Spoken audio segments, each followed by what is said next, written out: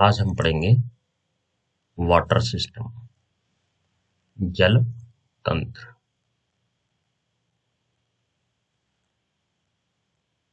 तो देखिए, हम जल तंत्र को आज समझते हैं।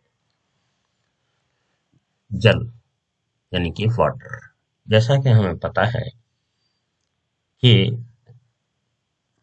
जो वाटर है, जिसे हम अ, बर्फ यानी कि ठोस, जल यानी कि द्रव और जल वाष्प यानी कि गैस, तीन रूपों में देखते हैं। तो पहला ठोस, दूसरा द्रव, तीसरा गैस। ठोस के रूप में हमें बर्फ प्राप्त होता है, द्रव के रूप में हमें जल प्राप्त होता है और गैस के रूप में हमें जल वाष्प प्राप्त होता है। तो हमने देखा कि जल तंत्र में तीन जो प्रावस्थाएं हैं, फेज हैं। तो जल तंत्र में तीन प्रावस्थाएं यानी कि तीन फेज हैं, ठोस, द्रव, गैस। तो हमें तीन साम्य प्राप्त होंगे, तीन इक्विलिब्रियम प्राप्त होंगे इस सिस्टम में। पहला बर्फ और जल के मध्य, दूसरा जल और वाष्प के मध्य, तीसरा बर्फ और वाष्प के मध्य। पहला जो है बर्फ है और साम्य है जल, यानी कि हम कहें कि ठोस और द्रव का साम्य है। दूसरा जो है द्रव और गैस का साम्य है। तीसरा ठोस और गैस का साम्य है, यानी कि तीन इक्विलिब्रियम हमें प्राप्त हो। और या फिर हम कह सकते हैं कि जल तंत्र में तीन साम्य का निर्माण हो सकता है। तो देखिए, इसे हम फेज डायग्राम से समझेंगे। अब हम क्या लेंगे, फेज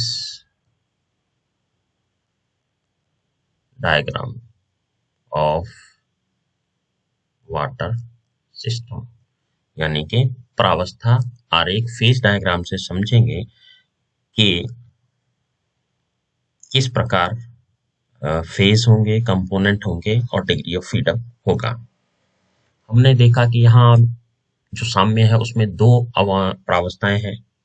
चाहे पहला साम्य हो तो उसके अंदर ठोस और द्रव है, दूसरे में द्रव और वाष्प है, और तीसरा ठोस और गैस, वाष्प। तो एक ही साम्य में दो प्रावस्थाएं उपस्थित हैं। तो P is equal to 2, very simple. दो फेज, ठोस है और द्रव है, द्रव है और गैस है, ठोस है और गैस है। तो आइए हम इसको समझते हैं इसके फेज डायग्राम से या प्रावस्था आरेख से।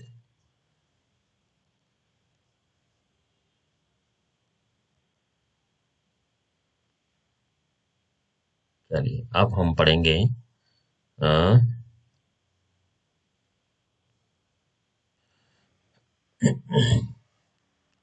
देखिए, ये है जल के लिए फेज डायग्राम, प्रावस्था आरेख। वाई एक्सिस पे हमारा ताप है और एक्स एक्सिस पे हमारी ताप है। तो दो वेरिएबल हैं, ताप और दाब। और यहाँ हम देखेंगे कि हमने एक डायग्राम बनाया है, ए आरेख। इसको देखिए, ब्लू लाइन है ए ओ, जो कि एक लाइन है ए ओ और दूसरी है जो ग्रीन से बी ओ, अभी आगे समझाएंगे, और तीसरी है ओ सी। तो ये तीन भागों में बढ़ चुका है, पहला, दूसरा और तीसरा। हम इसे कहते हैं एरिया, यानी कि तीन क्षेत्रों में यह डायग्राम बढ़ चुका है, पहला, दूसरा और तीसरा। तो देखिए, ये जो है सी ओ ए। अब बात करते हैं, देखिए सी ओ ए, ये एक क्षेत्र हुआ जिसमें जो जल अवस्था है वह उपस्थित है, यानी कि द्रव अवस्था, और द्रव अवस्था क्या होती है? जल। अब दूसरा जो है वो है एओबी। एओबी, देखिए एओबी, इसमें जो है जल वाष्प है, यानी कि गैस अवस्था है। तीसरा बचता है बीओसी। देखिए आपका बीओसी,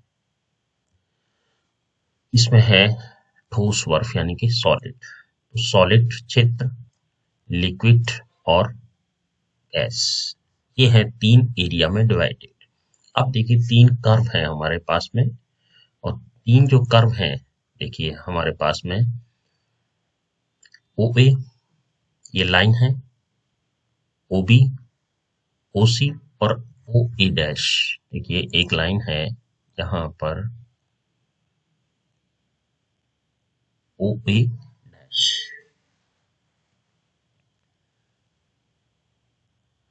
देखिए प्रत्येक लाइन है वो एक साम्य को प्रदर्शित करती है। ओ ए, देखिए इस लाइन के इस तरफ देखें तो वाष्प है, और अगर हम उस तरफ देखें तो जल है, यानी कि ये जो लाइन है ये एक साम्य को प्रदर्शित कर रही है। और अगर हम बात करें तो द्रव और जल वाष्प के बीच में एक साम्य है। यहाँ साम्य किसके बीच में है? जल यानी कि द्रव अवस्था और वाष्प अवस्था के बीच में। अगर हम उसी की बात करते हैं तो उसी में देखिए एक तरफ ठोस है, दूसरी तरफ जल है। तो ठोस और जल के बीच में ये इक्विलिब्रियम को प्रदर्शित कर रही है ओ सी लाइन। और अगर हम इस लाइन की बात करें तो देखिए ऊपर ठोस है और नीचे की ओर वाष्प है, तो ये हमारे जल वाष्प और ठोस के इक्विलिब्रियम को प्रदर्शित करें, यानी कि तीन इक्विलिब्रियम को प्रदर्शित कर रही है। पहला इक्विलिब्रियम, दूसरा इक्विलिब्रियम और तीसरा इक्विलिब्रियम, यानी कि तीन इक्विलिब्रियम जो हमने पहले बात करी थी वो लाइंस, सॉलिड लाइंस के द्वारा प्रदर्शित हो रहे हैं। यहाँ देखिए एक लाइन है जो टूटी हुई लाइन है, जो कि ओ ए कहला रही है। ये एक मेटा स्टेबल को प्रदर्शित कर रही है, कहते हैं मित स्थायी, इसे कहते हैं हम इसे मेटा स्टेबल इक्विलिब्रियम।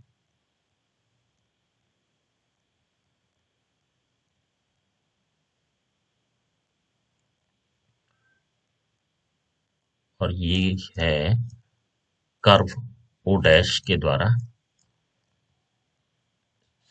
प्रदर्शित हो रही है। यहाँ पर देखिए लाइन किसको डिनोट कर रही है? लाइन डिनोट कर रही है इक्विलिब्रियम। अगर हम ओए की बात करते हैं तो ओए, मैंने बताया जल और जल वाष्प के बीच के साम्य को प्रदर्शित कर रही है, तो फिर इसे हम कहेंगे वाष्प दाब वक्र। ये कहलाएगा हमारा वाष्प दाब वक्र। और ओबी, ओबी जो है वो किसको डिनोट कर रही है? ठोस और वाष्प को, तो ये हमारा कहलाएगा ऊर्ध्वपातन वक्र। और एक हमारी है ओसी, जो कहलाएगा गलन वक्र। तो तीन प्रकार के हमें कर्व हैं जिनका हमने नाम दिया है ऊर्ध्वपातन सब्लिमेशन कर्व, फ्यूजन कर्व और वेपर प्रेशर कर्व। ये तीन कर्व हैं जो लाइनों के द्वारा ओ ए, ओ सी, ओ बी और ओ ए मेटास्टेबल, ओ ए डैश मेटास्टेबल इक्विलिब्रियम को शो।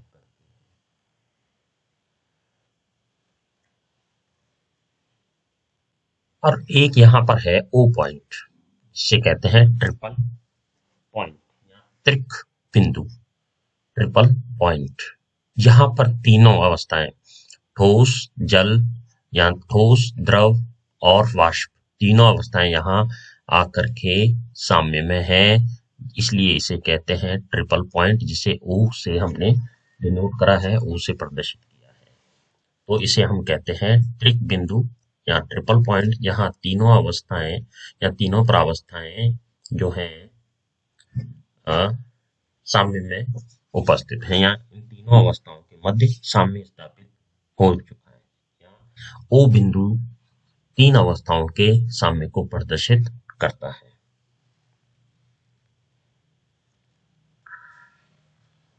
तो देखिए, अब हम इसके निकालेंगे डिग्री ऑफ फ्रीडम।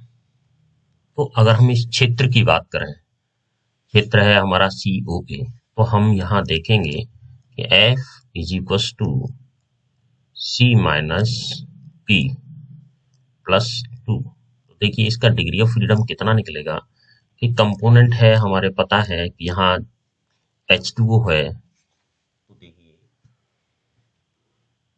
इसका कंपोनेंट हुआ 1 और फेस हुआ 1 और प्लस 2।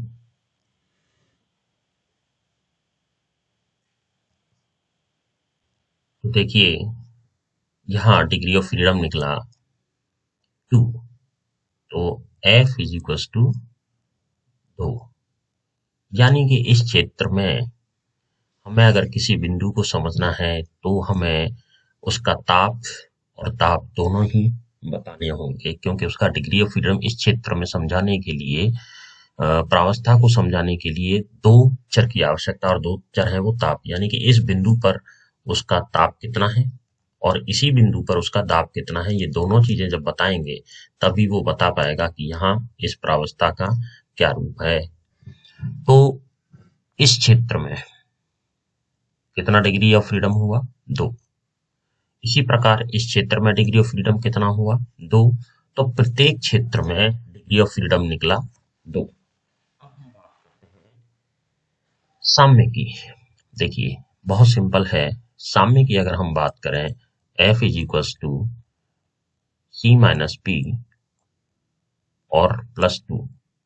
देखिए डिग्री ऑफ फ्रीडम जो है कि कंपोनेंट तो हमें पता है कि 1 ही है, लेकिन साम्य में दो अवस्थाएं हैं, इसलिए T इज इक्वल टू और प्लस माइनस 2। तो देखिए यहाँ F इज इक्वल टू निकलेगा 1, यानी कि किसी भी साम्य पर डिग्री ऑफ फ्रीडम कितना हुआ? 1। और यानी कि एक ही चर की या एक ही वेरिएबल की हमें आवश्यकता होगी समझाने के लिए।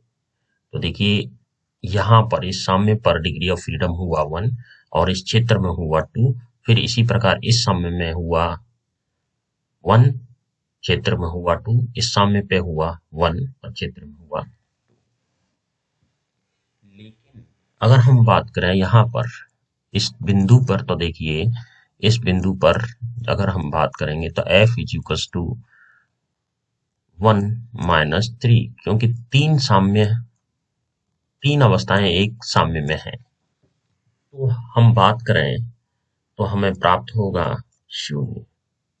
तो इस त्रिक बिंदु पर यानी कि O पॉइंट पर F इज इक्वल टू 0, यानी कि यहां सिस्टम हो जाएगा आपका नॉन वेरिएंट। क्यों? क्योंकि इस बिंदु पर ताप भी स्थिर हो गया और दाब भी स्थिर हो गया। इस बिंदु पर ताप और दाब निश्चित है, अतः यह एक ट्रिपल पॉइंट जो है नॉन वेरिएंट होगा। तो इस प्रकार हमने देखा कि नॉन वेरिएंट, मोनोवेरिएंट, बाइवेरिएंट। अब देखिए एक अवस्था जो बची है जिसे हमने डिनोट करा है O डैश ए से, तो O A डैश से, सॉरी, इसे हम कह रहे हैं मित स्थायी या मेटास्टेबल इक्विलिब्रियम। अगर ओ ए को पीछे की ओर यानी कि ए डैश की ओर बढ़ाया जाए, यहाँ एक्स्ट्रापोलेट करा जाए तो ओ डैश बन रहा है। और ये तंत्र कैसा बन रहा है? Metastable equilibrium. यानी कि मेटास्टेबल इक्विलिब्रियम को अगर हमें प्राप्त करना है तो देखिए पीछे की यानी सॉलिड की ओर अगर हम जा रहे हैं तो ये सिस्टम ठंडा हो रहा है, तो धीरे धीरे ये लिक्विड स्टेट है, यहाँ धीरे धीरे इस लिक्विड स्टेट को हम यहाँ ठोस की ओर ले जाएंगे, यानी कि धीरे धीरे ठंडा कर, तो धीरे धीरे ठंडा होगा तब ठंडा करते हैं। तो जैसा हमने देखा कि ओ ए वक्र यानी सामान्य अवस्था के उसी ताप पर मृत स्थायी साम्य में दाब का मान कुछ होगा। यानी कि कहने का मतलब है कि अगर ये जो मेटास्टेबल सिस्टम है, यहाँ हमने इसको एक्स्ट्रापोलेट तो कर लिया, लेकिन अगर हम इसे डिस्टर्ब करेंगे तो ये साम्य फिर से टूट जाएगा।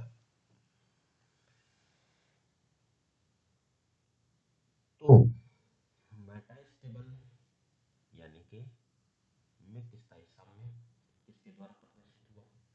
ओ ए डैश के द्वारा। और इसे हम कैसे प्राप्त करते हैं कि इस अवस्था से हम ठोस की ओर चलेंगे और धीरे धीरे हम इसे ठंडा करेंगे। यानी कि कहने का मतलब है कि अगर हम जल से धीरे धीरे ठंडा करेंगे तो क्रिस्टलाइजेशन स्टार्ट हो जाएगा, और क्रिस्टलाइजेशन अगर स्टार्ट हो गया है तो क्रिस्टल जैसे ही बनना हो वहां तक, यानी कि जैसे ही बनना शुरू करे वहां तक उस सिस्टम का एक मेटास्टेबल इक्विलिब्रियम। तो हमने यहाँ देखा कि एरिया, कर्व, ट्रिपल पॉइंट और मेटास्टेबल पॉइंट, और किसके लिए देखे? वाटर सिस्टम के लिए।